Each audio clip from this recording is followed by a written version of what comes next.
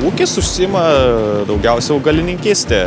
Aišku, yra šiek tiek ir grūdinių kultūrų dėl sėjomainos, bet pagrindė yra kopūstai, tada jie yra perdirbami, žiemą raugimas vyksta, o daugiau bulvės, svogūnai, morkos, burokėliai, visos tradicinės daržovės auginamos.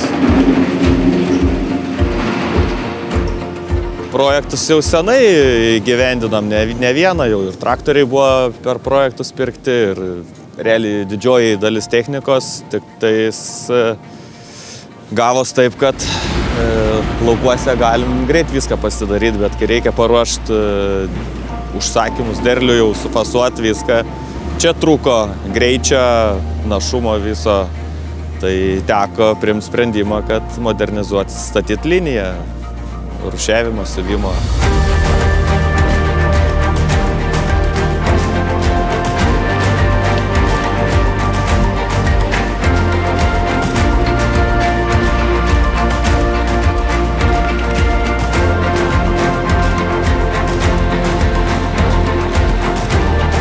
Mažiau reikia darbuotojų ir visiems lengviau nebereikia nei tų maišų ten kilot, sveriot, raišiot, viską liniją padaro. Realiai darbas tik tais, kad padėti ant paletės nuo linijos jau. Padidėjo našumas visas ūkio stipriai, tikrai realiai dirbam tie patys žmonės, dabar žymiai daugiau pasidarom visko, nes vis tiek dar mes ir raugiam kopūstus, tai daug žmonių atkrenta į raugimo cechą, pasavimas, raugimas vyksta. Realiai būda, kai linijos nebuvo, tai kažką vieną darydavom visi žmonės praktiškai. Jeigu reikėdavo rūšiuoti, tai visi prie rūšiavimo tik tais būdavo.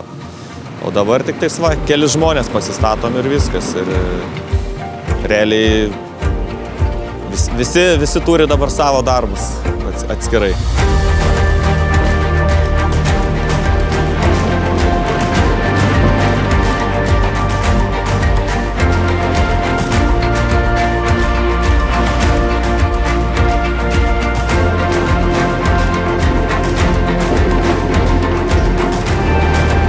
Realiai tik per projektus, nes kitaip, kad čia modernizuotis savom lėšom vien tik tai praktiškai neįmanoma, nes technikos visos kainos ten labai didelės ir tiesiog atsiperkamumo nebūtų visiškai.